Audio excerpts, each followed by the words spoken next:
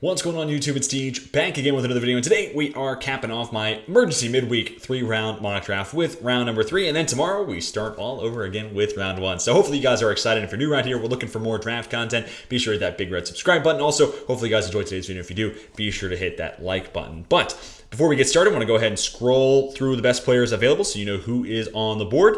And if you missed any of the previous videos of the last couple of days, definitely go back, check out round 1, then round 2, so that way you have the full context of what's going down here in round number 3. We've had a couple trades, so the board's going to look a little different than if there were no trades here on this draft board and on mockdraftdatabase.com, just in case you're running the simulator. But all right, let's kick things off with the Chicago Bears going interior offensive line, Joe Tippmann at pick 65. I think they can still stand to get better there on the interior offensive line. Adding a guy like Joe Tippmann makes a lot of sense. Good movement skills. Big guy, too, though. So it's really impressive how well he moves. And in that zone blocking scheme under Luke Getsy, the OC, I think he becomes a really, really natural fit there. So love the value there at 65. All right, next up, Houston at 66. Let's go tight end Luke Musgrave. Sometimes I neglect tight end as a need for Houston, but it's definitely a spot on the roster where they can get better. And a guy who, maybe disappointed me with his 40 time, but at 6'5" and 255, 260 pounds off the top of my head, 4.61's not bad. And he is a natural route runner and a good pass catcher, soft hands.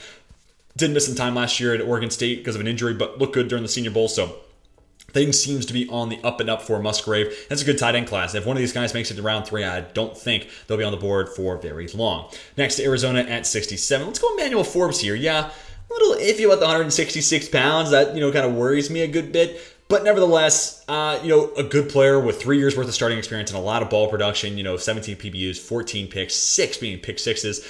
Those guys don't often fall to the third round, especially when they're 6 foot. So yeah, he's a little light. You can add some weight. He can gain, that at the NFL level, and he can even gain some strength maybe at the NFL level. Arizona needs cornerback, whether they keep or lose Byron Murphy. One way or another, they need to add another cornerback, so I love Emmanuel Forbes there to Arizona. 2 picks for the Denver Broncos, and they've been pretty active during free agency, so we'll talk about some of those moves now. Let's go DJ Turner. I've been saying for a while now, Ronald Darby makes a lot of sense as a cut casualty, and that he was. So DJ Turner, give me that 4.26 speed. And that Vance Joseph defense coming off a good year at Michigan. Just kind of got better and better year over year with the Wolverines. Freaky athlete. Didn't run that 3-cone, but apparently his 3-cone is bananas good. So I'm looking forward to that at his pro day. So trying to give Denver that number 2 corner opposite of Pat Surtain, and he's a superstar. So if you get just competent play on the other side, that defense is going to be A-okay. Okay, then at 69, this is where it gets, kind of tough. But that being said, I'm going to go Jaret Patterson. My thinking is, yes, I know they signed Ben Powers, who was actually a guy I said in my Fix the Franchise for the Broncos that they should go after. And they signed Mike McGlinchey. But, Lloyd Cushenberry hasn't worked out. They moved on from Graham Glasnow. And then Dalton Risner's a free agent. So I like Quinn Miners a good bit. And then Lloyd Cushenberry being a disappointment. I think there's one more interior offensive line position up for grabs. Powers and then Miners, I think, would be who I keep at guard. If you took Jaret Patterson here, plug-and-play starter at center. And Sean Payton even said, and the Broncos, said when they signed Powers that interior offensive line is going to be something that they prioritize. And it's something that Sean Payton has always prioritized. So I don't think just because they signed Powers and McGlinchey that they're done working the offensive line, especially if a guy like Jaret Patterson falls in your lap. You can draft a starter here in the 3rd round. Nothing crazy athletically, nothing that says, wow, this guy's got to go early. But multi-year starter, stable, good run blocker, good pass blocker. Again, you get to draft a starter. May not be flashy, but you get to draft a starter, and that's always a good thing. Then we get to the Rams at 70. Let's go Eli Ricks here. I think this could go in a lot of different ways. Obviously, move on from Jalen Ramsey, so I'm trying to find you a cornerback here that could potentially be that shutdown guy. And Ricks, when we got to see him in college, has been really good, both at LSU and Alabama, which I think being at those 2 schools speaks a lot in and of itself. But nevertheless, of course, didn't get to see him as much as we would like, both with injuries and then being a little slow to get on the field this past year at Alabama. But again, when we've gotten to see him, he's been really, really good. Not the biggest, not the fastest, but just a good, well-rounded, and knows his technique. Like, that's what I'm saying. Like, fundamentally sound cornerback and an explosive backpedal. He does not get beat over the top despite not running like a 4.3. So, like Eli Ricks a ton, and this could certainly be a way that you begin to replace Jalen Ramsey. That's no easy task, but this could be a step in the right direction trying to find that answer. Okay, then we move to the Las Vegas Raiders. I'm going to go defensive line, Gervon Dexter. I've been waiting for years now for the Raiders to add someone like this, so I'm just going to do it for him. Here in the 3rd round, give him this 6'6", 310-pound behemoth of a human being who has flashes as a high-end pass rusher.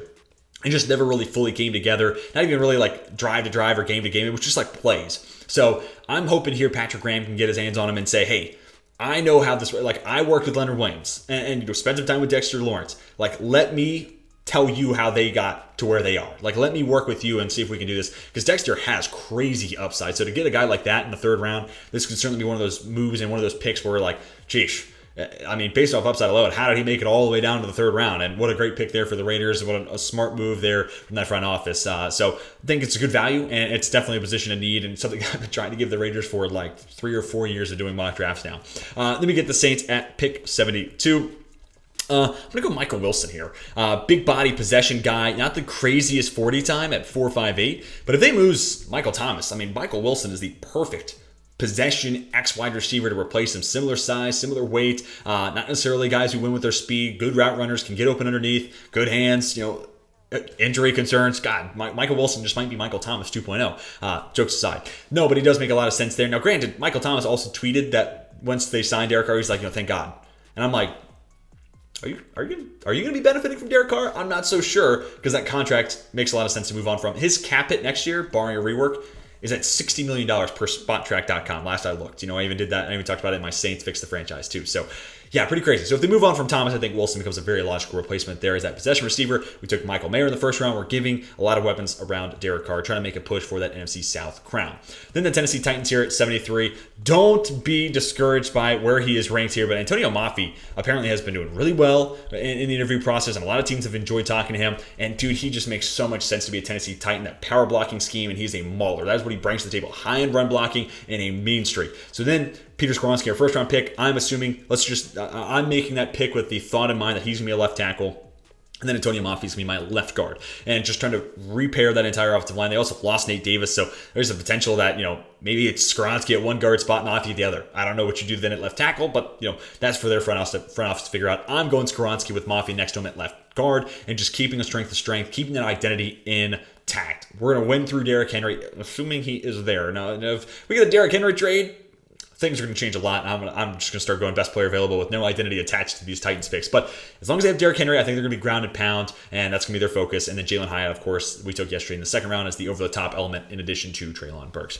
Anyways, let's move on to the Houston Texans next up at 74. I'm going to give them a corner here. Steven Nelson wasn't bad last year, but I just think long-term you can do better. It's the same thing I say about the Falcons, who, actually are on the clock here in just a couple of picks. But, Casey Hayward's fine, but who is that guy long-term we can pair up with AJ Terrell to create a really nasty corner tandem? We took Christian Gonzalez in the first round at 8, so I think that could be it. So not quite the same draft range, obviously, here with the Texans, but if you took Garrett Williams, this guy who people were just waiting for that breakout season this past year at Syracuse, has the size, has the athleticism, just got hurt against Notre Dame, so don't know what that end of the season stretch was going to hold, but who knows, he could have broken out over that last 3 to 4 games. But also, I think just buying into and investing into someone that a lot of people are excited about as a potential breakout candidate here in the third round is a worthwhile, risk, if you will, and trying to find that future outside corner to pair up with Derek Stingley Jr. Give you that running tandem there on the outside. That could be awesome. We've already added edge as well here for the Texans, so trying to repair that defense one layer at a time. Next up, the Jets at 75. Little on the edge here about this one, but I'm going to go Rashee Rice. Like, I was looking at Corey Davis's contract, and there's almost no reason he should be a Jet next year. Corey Davis is fine, I guess, but you got Garrett Wilson. You got a clear-cut one. They signed Corey Davis as just like a Band-Aid guy who could be a volume wide receiver. And now you got Garrett Wilson. And honestly, Elijah Moore should be that guy. So I'd almost just rather change that possession guy from Corey Davis, save that money. And obviously, if you get Aaron Rodgers, a lot of money's going to him. So it could just make sense to cut casualty naturally. And let's get Rashee Rice in there instead. Guy who, I think performed pretty well at the Combine. And contested, as long as you were asking him to do that, be a contested catch, big body, physical guy, win at the catch point, he's pretty good at it. And that's kind of what they're asking Corey Davis to do. So I think it makes a lot of sense there as a Corey Davis replacement. And yeah, I would go ahead and save that money, get younger, get cheaper at wide receiver. Next, the Atlanta Falcons at pick 76. We're actually going to stay in the wide receiver class, and we're going to go Parker Washington. Really love this value here. My wide receiver 7, really good at a lot of different things. We've been a master, not a 4.2 guy or 44 inch, nothing insane. Does a lot of things well. Good route runner and a really sneaky ability to go win it at the catch point. I think you put him in the slot with receiving threats already there, being Drake London and Kyle Pitts. Really fun. You could go a burner element. Maybe Marvin Mims is the fit that's a little bit better here in Atlanta, a little bit more over the top speed. But I think adding that that one more receiving threat, especially a guy who can take the top off the defense. Where I think you lack speed going from Washington instead of Mims, you kind of gain that in contested catch ability. So it comes down to what trait you're looking for here. But adding that next wide receiver, I think is something that Atlanta should be looking for, and I think the value's right around right here in the middle of the third round. Then we get to the New England Patriots at 77, and we're going to go Jalen Jones here. I know they brought back Jonathan Jones, so there is a world where I think maybe Jack Jones, Jonathan Jones, and Marcus Jones, keeping up with the Joneses there in the cornerback room is enough in New England. But I wouldn't hate them adding this very man-press looking corner and a guy who did a fair amount of that at Texas A&M. Like, I wouldn't mind them adding that guy here in the middle of the third. Maybe they could wait and add a guy on day 3. But Jones has the size, he has the athletic ability. Only gave up 10 catches this last year with the Aggies. So I think there's a lot to like. And, I don't know. I think the reason they've been playing a lot more zone is that's just the horses they've been running with. So I wouldn't mind them getting a different type of, different breed of horse, to stick with the analogy, to be able to change it up, run a little bit more press man like Bill Belichick used to in the days of old. So I don't know if they even really want to do that. So Jalen Jones thought about maybe going in a different direction here, but decided to go man press corner potential here. Then we go to the Rams. They're on the clock at 78. I'm going to go Jamie Robinson. Really flexible piece as a safety. Pretty even split this past year at Florida State between playing the nickel, playing free, playing strong. So no matter where he plays, or no matter what the Rams need, I think Jamie Robinson kind of fits into that, and you can get him on the field and make sure he gets some good playing time. Also, you have a couple of safeties that are free agents this year. So again, whether it's free safety, strong safety, nickel, Jamie Robinson can be a part of this rebuild in LA. I'm saying rebuild. Defensive rebuild, because that's what we know as of right now. We'll wait and see. Green Bay then at 79. We're going to continue with another safety. We're actually going to go with a guy I haven't put in any of these mocks yet, Jartavius Martin. Big combine winner and played a lot in the nickel. So I'm looking at him as a potential Rasul Douglas replacement if they want to save some money and get a little cheaper at nickel. Also, Adrian Amos is a free agent this year, and then Darnell Savage is a free agent next year. So this could also just be a straight up safety replacement for one of the two of those guys. So also could feature him in some big nickel packages as well. So playing now, both nickel, safety, however it splits, I think he could be an impact player right now, and someone gets on the field right away. But also long term, I think it is addressing a potential area where they might be looking for a starter. Next up, Indianapolis is on the clock at pick 80. This we're going to have Marvin Mims come off the board. So you could certainly flip Mims in Washington, because I'm kind of asking them to do the same thing for two different teams. Be that slot wide receiver, and Mims to be basically Paris Campbell. So kind of resetting that window as Campbell, free agent now, I'm pretty sure. But good speed, 3-year starter, really productive, especially his freshman year when Lincoln Riley was there in Oklahoma. So I love being able to add him into Michael Pittman and Alec Pierce, who was actually better than I thought he would be as a second rounder last year. I wasn't crazy about that pick in Indianapolis. So going with another day 2 wide receiver and really rounding out the skill sets of that wide receiver room, putting some good weapons around Anthony Richardson, who we took at pick number 4. Then the Pittsburgh Steelers, let's give them Henry To'oTo'o. Of the other guys available, actually, I'm going to go Diane Henley. Sorry. I'm going to have to. They like their athletes and they like these coverage players. So Devin Bush didn't work out, but if Diane Henley makes it all the way to the third round here at 81, do not let the Devin Bush experience deter you from taking a good linebacker here. And that's going to allow me to take Henry To'oTo'o then for the Detroit Lions. I've been going Jack Campbell a ton for Detroit, but obviously he was taken before the Lions got on the clock. So we wait another round. We get To'oTo'o, who's just ready to wear the green dot. Multi-year starter both at Tennessee, then Alabama. Nothing crazy athletically, just a good football player. Knows how to stop the run and decent enough in coverage. But you got Malcolm Rodriguez to pair up with To'oTo'o to kind of do that coverage element of their job. And then Henley, Pittsburgh needs to find that upgrade linebacker. And Henley's the best linebacker available. To me, he's linebacker 3 right behind. And honestly, maybe linebacker 2 ahead of Sanders. I don't know. I kind of go back and forth. Maybe 4. I like Jack Campbell too. Anyways, he's a top 5 linebacker in this year's class, and he brings a ton of speed. He'll get blocked out of plays. But if Pittsburgh keeps Miles Jack around, maybe he can be the guy that eats blocks, and then Henley becomes the coverage specialist. So not necessarily the perfect fit and the exact, the best way I could have the board fall out for Pittsburgh to address linebacker. But again, you play the cards that you're dealt, and I think Henley actually is a pretty solid value there at 81. I definitely think he's probably going to go before that. Just had a hard time finding him a home. Then we get Tampa Bay at pick 83. Let's go Jalen Duncan here. Moving on from Donovan Smith, there's talks that Tristan Wirfs will move over to left tackle. That makes a lot of sense to me. I'd want to play him at left tackle because he's an awesome player, and why not have him play a premier position like that? So Jalen Duncan, I'm kind of projecting here as a little bit of a project right tackle through a mini rebuild in Tampa Bay. Good athlete, looks like an NFL starter at size and athleticism wise. Just the play didn't back it up. So definitely a work in progress, but here in the third round, I think it's worth taking that shot on someone like a Jalen Duncan and trying to develop him. Worked the same magic he worked with Tristan Wirfs, who, I think he was just a good football player, ready to go right away. But if you can develop Duncan, then you have a really nice tackle duo there. And in this rebuild, retool process, that's going to be key. And then Seattle, next up at 84.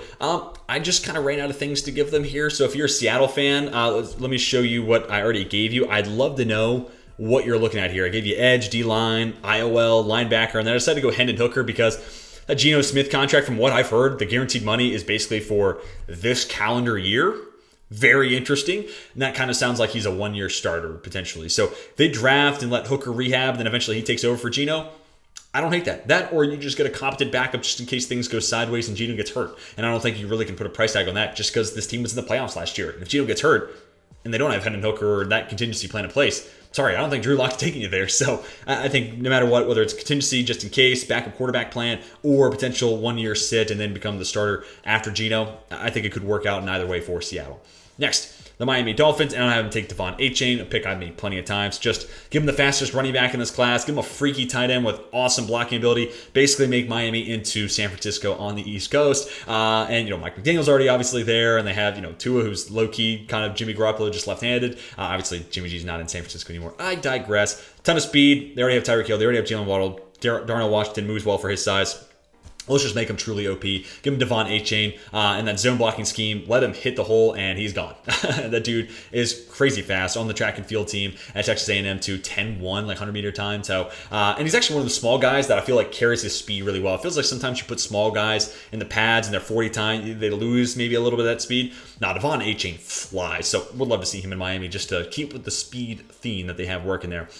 Pick 86, the Chargers. I'm going to go tight end Sam Laporta. Not a high-end blocker. But, the Chargers are not going to bring back Dylan Parham. Gerald Everett closing in on age 30. So getting younger and a little bit more athletic, I would say, at the position. Laporta's not going to give you much in the way of a blocker, but he is a good mover, had a solid combine, ran a good 40, good pass catcher, solid route runner, asked to do a fair amount in that Iowa offense. It just makes a lot of sense to be a guy who you can lean on pretty heavily. So especially with the Chargers potentially losing Keenan Allen in this mock draft, we had them move up to get JSN to be a Keenan Allen replacement. So then Sam Laporta features in as that third pass catcher of sorts for the Chargers. So I think it could make sense from that perspective as well, assuming that Keenan Allen's gone and they're not going to stick and pick and take a guy like Zay Flowers or Jordan Addison if they fall their way to 22. Anyways, next up, the Baltimore Ravens. I'm going to take Darius Rush. Not the first South Carolina corner off the board, but actually longer arms and more ball production than Cam Smith. And actually just a guy who's been kind of crushing this, off-season draft circuit, if you will. Really good at the Senior Bowl. Good combine as well. And the arm length was really put on display there, like almost 34-inch arms, which is crazy for a 6-foot corner. So considering they lose Marcus Peters, they're going to lose Kyle Fuller more than likely. Adding another outside corner, I think, makes a lot of sense here. And I think good value here for Rush at 87. This is a good corner class, so guys are going to linger on the board. Rush and a lot of other classes is probably off the board by now. Then we get Minnesota at pick 88. And yeah, I'm going to stick in the corner room here. I'm going to go Kaivu Kelly. I've gone quarterback the last couple of drafts here in the third, but we went Myles Murphy. Now let's go add a corner. They waived Cam Dantzler, who, if Pittsburgh wants to sign him, I'm worth taking that. I think he's worth taking a flyer on. But with a starting spot open clearly on the outside, Kaivu Kelly here at 88, I think does make a lot of sense. Solid size, pretty good Senior Bowl day 2 and 3. So a guy who's had his stock go up and up and up, and I think is now going to firmly go in the top 100, and actually a pretty good career there at Stanford as well. Let me get to Tampa Bay. Next up, I'm going to give them Zach Charbonnet, final pick that they have here. And this is the one that they got via the trade back with Jacksonville. So move back and then garner an extra pick, and that allows you to take Zach Charbonnet. Other running backs you could take here, Tajay Spears, Tank Bigsby, Sean Tucker, go check out my running back rankings if you want to hear more of my thoughts on those guys. But Charbonnet plus Rachaad White is actually really fun. Like, one guy wins with power, one guy is the receiving scat back who wins with elusiveness. So I think it becomes a really nice pairing in the backfield in Tampa Bay. And plus, it's an extra pick. You got this from moving from 19 to 25. So, go ahead and use it on a luxury player like Zach Charbonnet. Pick number 90 goes to the New York Jets, and I'm going to give them a different different name that a guy I haven't really put in any of these mocks yet, Olusegun Oluwatimi, which is always a fun name to say. But with John Feliciano being a free agent, I can see a world where they're looking to find a center here on day 2, and they're going to roll with Josh Ozuna at left guard again and hope that he gets better. Also, Nick Gates just signed with Washington, so it doesn't sound like he's coming back, but good story there for Gates. But I'm going to say Oluwatimi becomes the center of the future. They're going to give Ozuna year 2 at left guard, and then obviously they still have Mark Lewinsky there at right guard. So trying to finish up the work that they started last offseason, finishing the offensive line, or I guess, really 3 years ago with Andrew Thomas, and then more work put on it last year, drafting a guard and Evan Neal. So kind of finishing up that work that's been a few years in the making, I guess, for the Giants. Next up, Dallas on the clock. I'm going to give him Tyler Scott. We've gone defense for the first 2 picks, and now I'm going to give him that speed wide receiver that I hope features into that T.Y. Hilton role. Scott had a lot of hype going into the combine saying, it's going to be a 4.2 time. 4.4 is still not bad, though. Like, we can't take that for granted. It wasn't a 40-inch vertical, but 38 inches is nothing to scoff at either. So again, they kind of had the role come open last year with T.Y. Hilton. Obviously, different offensive coordinator now with Kellen Moore being gone. But nevertheless, I think that speed over the top element makes CeeDee Lamb's life that much easier by pushing safeties deep down the field. I use the Will Fuller example a ton, where that guy, you had to respect his speed. Safeties have to play deep, and it makes the run game more efficient. It makes those underneath weapons more efficient, especially, when you look at Dallas, like that makes Pollard more scary, makes whoever their tight end's going to be more scary, makes Michael Gallup scarier, makes CeeDee Lamb that much more potent. So, yeah, I think it makes the entire offense really a whole lot better. And I think Scott, good value here at 91.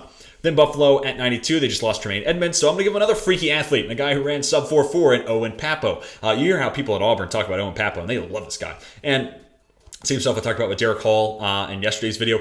I really don't hold like a not great Auburn team and maybe not great production for these guys against them, because that Parsley era was just a train wreck kind of from start to finish. So I don't know if we really got to see these guys in their best position, in their best light. So I think Pappo could be a low-key kind of like buy low and tapping that upside. Granted, that awesome combine kind of takes away the buy low thought of it. But nonetheless, freaky athlete to replace another freaky athlete in Tremaine Edmonds, hole in their roster. And I think pairing up with Matt Milano makes for a really interesting and really crazy fast coverage unit there in the middle of that defense. Then Cincinnati at 93. Here we're going to go Clark Phillips. I don't really love the corners I still have on the board here, but Clark Phillips, highly productive guy and one of the best defenders on one of the best defenses in football last year. At the worst, he's just your Mike Hilton replacement in a year's time. So Cincinnati's always been really keen on being able to draft a year or two ahead of time. So maybe this is your Mike Hilton replacement, or maybe he, proves that, hey, I'm 5'10", 180, but I can play on the outside. If that's, the case, then awesome. Chidobe Awuzie also only has 1 year left on his deal. So continue to address corner, I think, is something that Cincinnati should be doing. And also, like I say, with the Chiefs and the Bills and a lot of other good teams, you're a good squad. You're going to be winning a lot of games. You're going to be playing from in front. So adding edge and adding cornerback depth is something you should be looking to do. Then we get Carolina at 94. Let's go Zach Harrison. I have said this one 1.5 billion times. Zach Harrison or these other big body, physical edge rushers is basically another swing of the bat. Yetur Gross-Matos, who unfortunately just has not worked out. But Zach Harrison, all this talk about, Miles Murphy's like 6'5" and 275. Well, 6'5", 270. Well, Zach Harrison's 6'5 and a half, 275. Like, he literally is this, freak build for an edge. And he actually runs pretty good 40. He just doesn't really have a whole lot of bend. But here in Carolina, you already have one of the bendiest edge rushers in the NFL, and Brian Burns on one side, one of the best finesse rushers at that in the NFL. Let's go get that power guy who has a good combination of speed and get off. A little inconsistent in Ohio State, but pairing him up with Brian Burns, hopefully that's a mentor-mentee relationship that can help Zach Harrison find that consistency, become a really big difference maker. We've always were kind of waiting for him to become that next crazy Ohio State edge rusher. It never really came to fruition. So I think there's some potential to tap into with Zach Harrison, but minimum, you pair up, this big, physical, strong edge rusher on the other side of someone who's a little bit lighter, not a great run defender in Brian Burns. But that being said, I'm a huge Brian Burns guy. I love him. One of my favorite edge rushers in the NFL. Just doesn't do much in the way of run defense. So I think Zach Harris can give you that nice compliment on the other side of the D line. Next, Philadelphia Eagles. I'm going to give them Chris Smith here. They just lost Marcus Epps, so that over-the-top safety, even if they bring back Chauncey Gardner-Johnson, that's going to be that nickel strong safety role. So I think an over-the-top guy makes a lot of sense. So Chris Smith did exactly that for Georgia during their 2-year reign as the best defense in college football in 2021 and then 2022. So yeah, good football player, one of the best pieces of one of the best defenses we've ever gotten to see. So adding him as that over-the-top guy, replacing Marcus Epps, I think makes a lot of sense. Then Kansas City, I'm going to give him Cedric Tillman here. I've been going Michael Wilson in the second round, giving him that big body possession type. I think Cedric Tillman can basically do the same thing. You just get him here at 96 instead. Solid size, work the sideline really well. And Tennessee's really weird with where their receiver alignments are with Josh Heupel as their offensive coordinator or head coach and play caller. the guys on the outside basically play on the sideline, and the guys in the slot, in a lot of ways, are kind of playing NFL wide, positioning. So this is a guy who's more than comfortable playing out wide, and I think with his size and sure-handedness, I think he can be that X. You already have Travis Kelce as the one, and he's going to get the volume, but as a possession receiver on top of Marquez Valdes-Scantling as a big body field stretcher, and then Kadarius Toney, who can work with the gadget stuff but also has an abundance of speed, I think it kind of rounds out that wide receiver room. And plus Sky Moore. Don't want to forget Sky Moore because I still have a lot of hope for what he's going to become. Next, Arizona Cardinals at pick 97. I think this is a team that, with the kind of 1 to 2 year retool, Andrew Voorhees is probably going to miss a lot of his rookie year, if not the whole thing. But I think this team's kind of uniquely positioned to be like, yeah, it's fine. It's okay. We'll get him when he's healthy. And then, boom, there's an upgraded offensive line. They need bodies right here, right now, because basically their entire interior offensive line from last year is either a free agent or retired. But nonetheless, making that investment when you're not a team that's going to win right now, I think is worthwhile. And here at 97, this is a guy, if healthy, I think should have gone somewhere in the top 75 pretty firmly. So to get him here just in front of pick 100, you're going to have to sit him for a year. He's going to miss a significant portion of his rookie year, but I think it'll work out. And in 2 years' time, we'll be like, yeah, it was worthwhile. Next, the Washington Commanders at pick 98. With Cole Holcomb a free agent, I thought this was kind of interesting. Let's go Dorian Williams. Him and Jamin Davis would create one of the most twitched up linebacker duos, both from a size but speed standpoint. Dorian Williams is 6'2", 230, 235 maybe. So he's not this yoked athlete that Jamin Davis is, where that guy is first team, all step off the bus type of guy where I want to intimidate somebody, let him be the first guy that opposing teams see. But nevertheless, dude flies. Still work to do as a true linebacker, but the dude can fly around the field. Same thing with Dorian Williams. This guy is one of the few twitched up, crazy athletic linebackers in this year's class, so could make sense as a Cole Holcomb replacement. But we'll wait and see what that contract situation plays out to be. Next, the Cleveland Browns. I'm going to give him Jaden Reed, one of the big winners out of the Senior Bowl, solid combine, guy who can just do a little bit of everything. Nothing solid, nothing crazy when it comes to his size and his weight. Good speed to go with it. I think he can be a route runner that wins at all three levels, which is appealing. So adding him in with Amari Cooper and Donovan Peoples-Jones just kind of makes sense. And with Amari Cooper being a guy who wins at all different levels because of his route running, I think having him and Reed both be able to do that, and then Donovan Peoples-Jones is this over the top, wins with his size and his speed, kind of this vertical based, poor man's Gabe Davis is what I've called him a lot. So I think it kind of rounds out that wide receiver room, and I think this team needs one more wide receiver, and I think Reed at 99 is really, really solid value. All right, the Bengals traded back yesterday with San Francisco, so they got 2 picks here to round us out through the final 4 picks. So at pick number 100, I'm actually going to give him a tight end. I've been loving tight end in the first round, and even maybe occasionally in the second round for the Bengals. So Tucker Kraft, this guy who plays at a small school, and it looks like it. He looks like he's dominating lower level of competition, but also had a good combine. So you see that the athleticism is truly there. Now we just hope that step up in competition isn't too overwhelming. Cincinnati can use that long-term tight end. We took Bijan in the first round, and I talked about you're going to lose Tyler Boyd in a year's time. Who's that aggregate to replace that production, especially over the middle of the field? I think Bijan could do it, and I think Tucker Kraft here at 100 could be a part of that as well. Pick 101, the New York Giants, Ivan Pace Jr., a blitzing specialist at the inside linebacker spot. Perfect fit for Wink Martindale. So we give you Tyreek Stevenson, and we got you this awesome blitzing linebacker at 101. Let's give Wink Martindale the pieces he needs to run that defense fully. And we went wide receiver in the first round. I think this is kind of the perfect, 3-round rock I could put together for the Giants. But if you're a New York fan, of course, let me know what you would do down below in the comment section.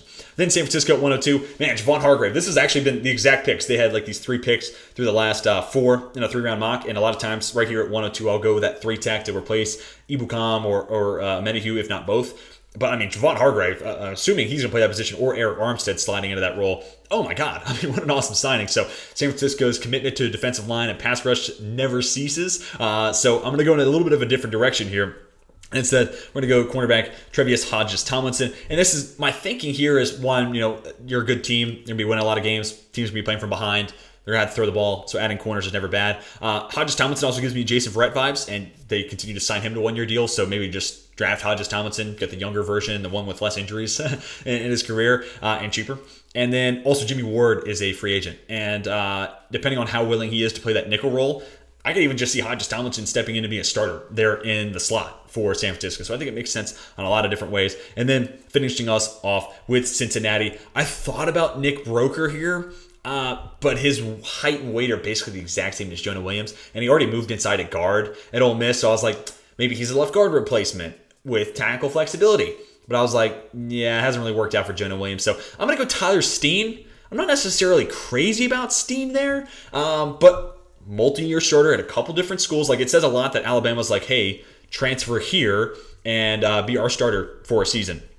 So with that said, if that were to be the pick there, he's at least a solid swing tackle in the event that things don't work out with Lyle Collins, he gets hurt again, or Jonah Williams can't, handle pass rush opposite of him, and has another year where he's leading the league in sacks allowed. So I think having that contingency plan goes a long way. An experienced guy like that is almost perfectly what you're looking for. He's 6'6", 320, so maybe a little too big to kick inside the guard, but at the same time, Creed Humphreys, a 6'7" center, has kind of changed my perspective on a lot of that. So maybe it could work that he moves inside the guard. So no matter what, addressing offensive line, big time need and priority there for the Cincinnati Bengals. All that to fill some time and allow me to showcase all 3 rounds one more time so you guys can see how the board played out from round 1 all the way down to pick 102.